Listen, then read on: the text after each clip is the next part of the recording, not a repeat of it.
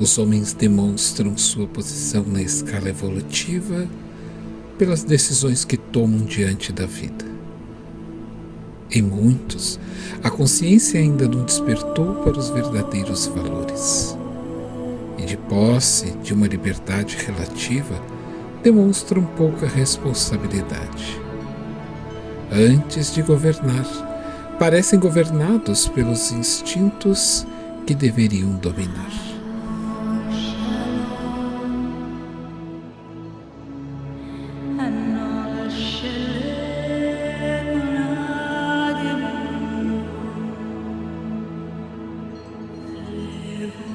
Chico Xavier fez uma revelação em caráter íntimo que nos permite compreender determinadas mudanças profundas dos costumes da atual sociedade.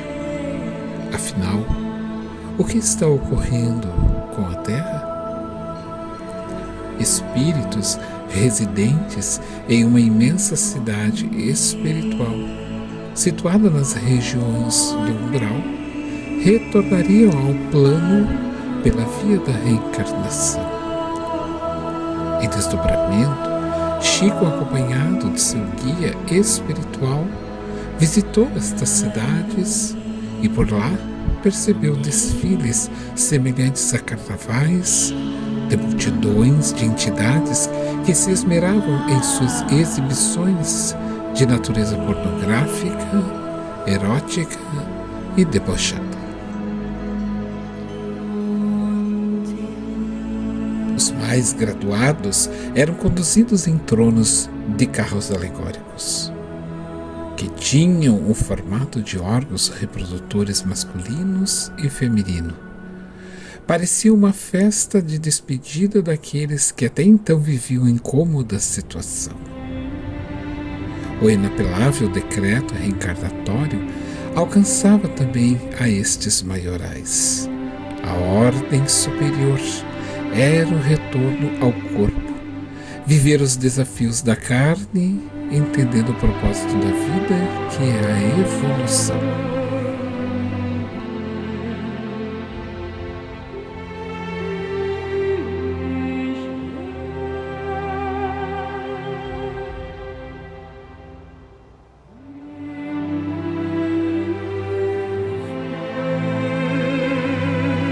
As manifestações de luxúria, degradação, de costumes e sensualidades eram exibidas em todos os logradouros públicos.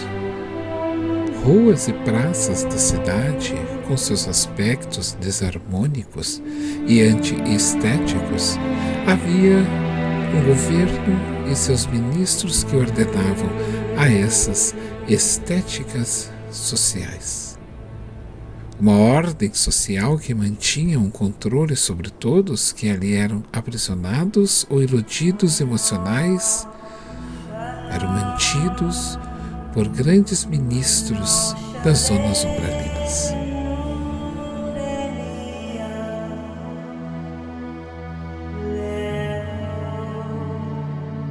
Emmanuel, guia espiritual de Chico Xavier, informava-nos que a cidade era governada por entidades mentalmente vigorosas, porém negativas em termos de ética e de sentimentos humanos. Esses maiorais que davam ordens eram vistos como os mitos, sendo aplaudidos e fielmente obedecidos, exercendo sobre os seus eleitores um poder de sugestão hipnótica. Esses espíritos estavam sujeitos ao mesmo cordão hipnótico manipulador, mesmo após a reencarnação, segundo Emmanuel.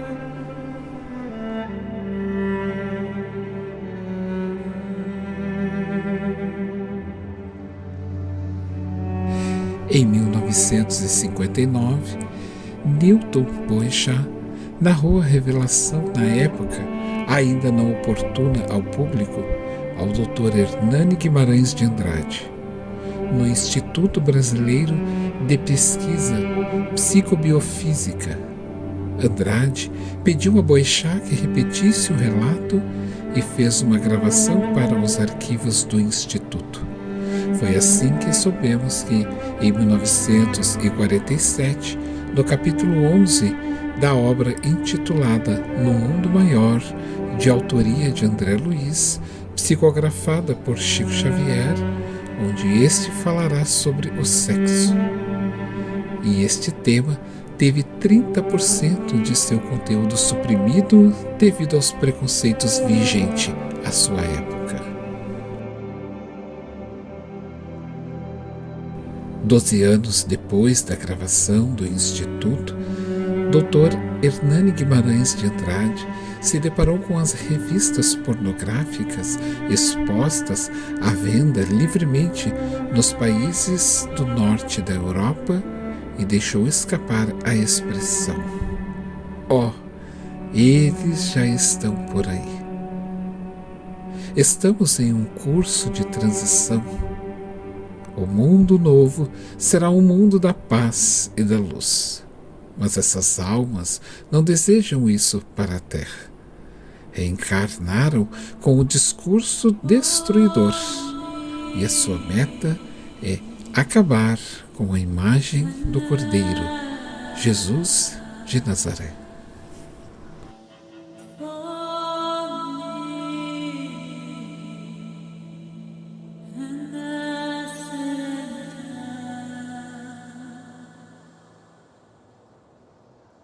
Almas ainda animalizadas descem aos palcos humanos, buscando ainda governar o mundo com as suas retóricas bem construídas. Em teses acadêmicas, afiliam jovens para suas tramas assombrosas, a pretexto de manter suas luxúrias sobre a terra. Quando ainda se encontravam nas regiões umbralinas, tudo era tramado e executado aos bastidores. Hoje, todos foram arrancados de suas cavernas emocionais, e isso causou-lhes um certo furor nestas almas enfermas, sedentas de paz. Jesus conclama a Ismael que retire essas almas das trevas e as traga para as novas existências corporais, para que, através do amor, lhes convidem ao banquete do mundo novo que se aproxima.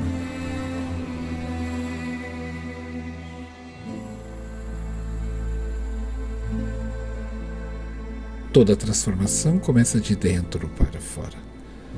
Assim também ocorre com o planeta Terra. Espíritos que permaneciam à margem da sociedade, ou seja, escórias sociais, necessitam reencarnar.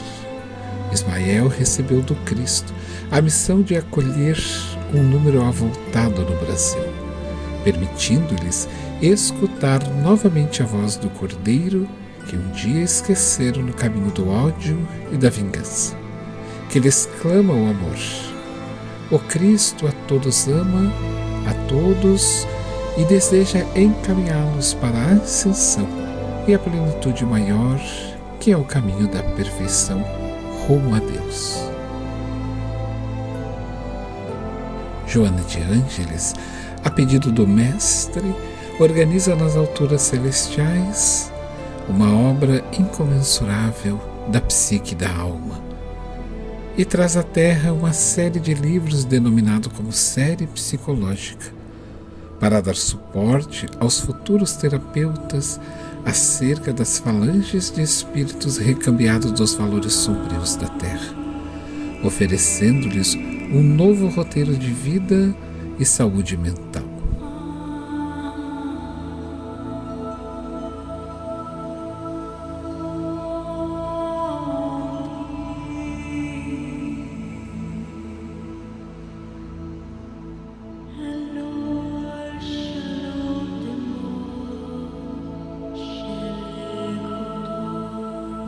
Baco é uma divindade da mitologia romana.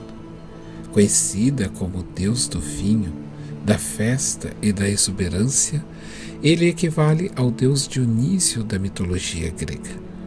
A figura de Baco está associada a várias características e atributos importantes na cultura romana. O culto a Baco envolvia orgias, refletindo a natureza transgressora e libertadora de suas divindades. Os bacanais, festivais dedicados a Baco, eram eventos de grande celebração que incluíam música, dança, frequentemente a ingestão de vinho. Esses festivais eram conhecidos por seu caráter desenfreado e, ocasionalmente, por comportamentos excessivos. Baco é uma figura central na mitologia romana, representando o prazer. A França sempre foi assolada pelas sombras, desde a Idade Média, em que marcou a história as maiores perversidades até então praticadas. O homem desceu abaixo do animal selvagem. Na Revolução Francesa, com todos os tipos de atrocidades, o sarcasmo sempre embalou a embriaguez daqueles que preferem ainda dormir no Bataclan da alma doente.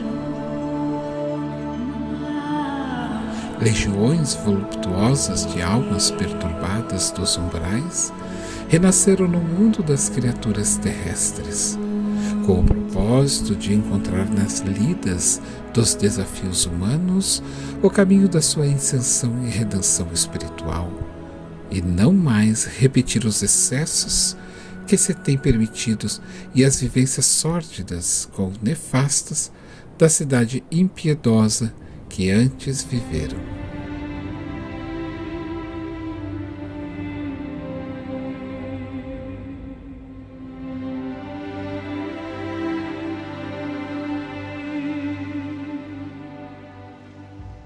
Prefere negar o Cristo e seu evangelho de amor. Detém ainda a seduzir milhares de indecisos por onde passam. Dominarão os semelhantes e ameaçarão a estabilidade de muitos combatentes do bem e do progresso, ao descerem nas lidas humanas.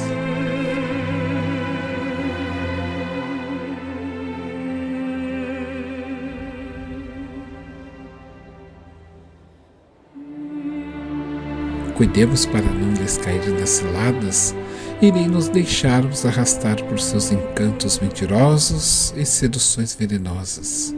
Seguimos ainda fiéis. Fadados ao progresso, que é ilimitado, o espírito deve vivenciar cada reencarnação, enobrecendo as funções de que se constitui o seu corpo, de modo a desenvolver os valores que lhes dormem em latência.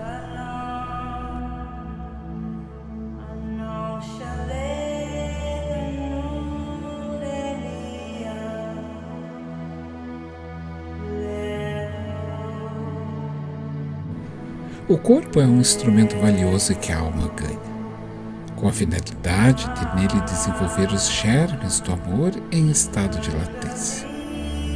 Nesta hora de conturbação moral e de violência, de agressividade, de aberrações sexuais, de descontrole geral e de sofrimento de toda porte, cumpre-nos a todos somar esforços em favor do princípio da dignidade humana, do equilíbrio no comportamento e da educação das gerações novas, o único meio de oferecer ao futuro uma sociedade menos conturbada em desalinho dos terríveis cipoais da obsessão. A educação moral cabe à tarefa de construir um novo homem e uma nova mulher, que formarão uma nova e saudável sociedade para o porvir. Como a doutrina de educação ao qual encontra-se o Espiritismo, este oferece os melhores recursos e métodos para esse cometimento, colocando à disposição de todo e qualquer investigador o seu patrimônio de informação e seu excelente laboratório mediúnico, para que ali encontrem o conforto e a coragem necessária para o enfrentamento que se apresenta em todos os instantes, no qual, por enquanto, tem predominado o vulgar, o perverso, embora os nobilíssimos exemplos de dignificação e nobreza de incontestáveis cidadãos dedicados ao bem e ao dever social.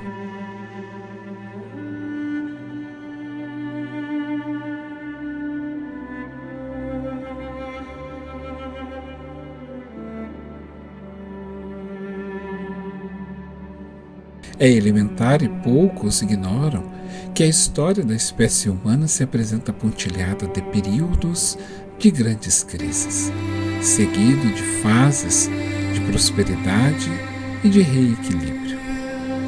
É semelhante a uma sucessão de ciclos que se desenvolvem como uma espiral em constante ascensão, a um lento progredir apenas dos episódios negativos.